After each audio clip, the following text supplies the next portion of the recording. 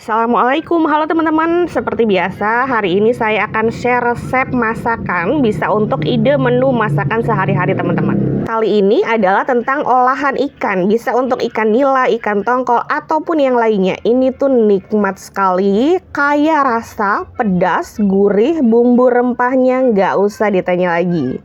Nasinya nggak cukup satu piring. Yuk kita mulai aja bikin olahan ikan yang satu ini. Simple banget, saya yakin yang nggak bisa masak pun pasti bisa masak. Pertama, siapkan ikan yang sudah digoreng. Saya pakai ikan jahan, ini biasanya ada di sungai.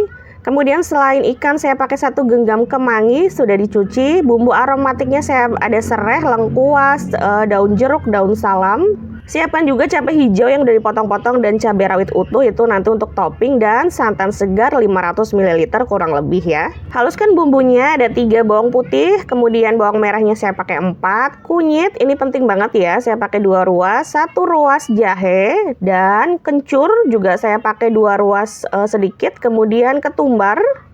Saya pakai ketumbar butiran setengah sendok teh, lalu cabai rawit merah ada 5 buah, dan cabai merah yang besar kurang lebih 10 buah. Ini rasa pedasnya disesuaikan dengan selera ya.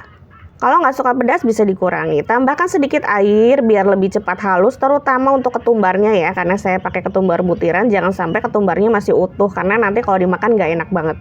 Kurang lebih halusnya kayak gini. Lalu siapkan wajan. Nah, karena ini tadi ngeblendernya menggunakan air, jadi langkah pertama adalah kita hilangkan dulu airnya ya teman-teman.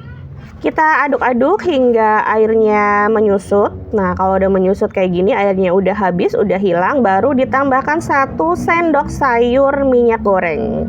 Setelah minyaknya masuk, langkah kemudian adalah kecilkan api. Apinya harus kecil biar nggak gosong. Aduk-aduk terus, semakin diaduk dia akan semakin mengeluarkan minyak. Masak sampai tanak.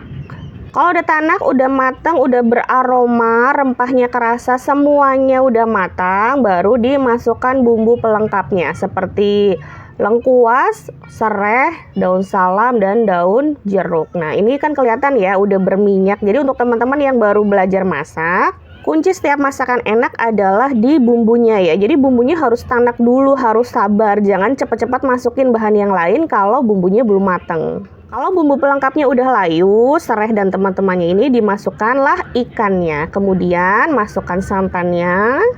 Kalau santan udah masuk, wajib banget terus diaduk. Tujuannya apa? Biar santannya itu nggak pecah ya. Karena kalau udah pecah santan, secara tekstur nggak enak, rasanya juga hambar. Masukkan garam, gula, penyedap. Untuk takarannya nanti saya taruh di description box ya, teman-teman bisa lihat.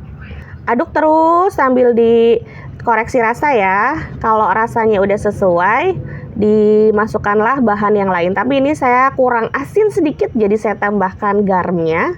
Lalu untuk kuahnya disesuaikan dengan kebutuhan ya. Masukkan cabai utuh dan cabai hijaunya. Kalau teman-teman mau kuahnya sedikit menyusut biar lebih meresep banget, boleh dimasak hingga menyusut. Kalau udah mau diangkat, masukkan daun kemanginya. Aduk-aduk sebentar aja, nggak usah terlalu lama biar kemanginya tuh tetap segar, tetap hijau. Lalu diangkat ya teman-teman. Semoga bermanfaat. Wassalamualaikum warahmatullahi wabarakatuh.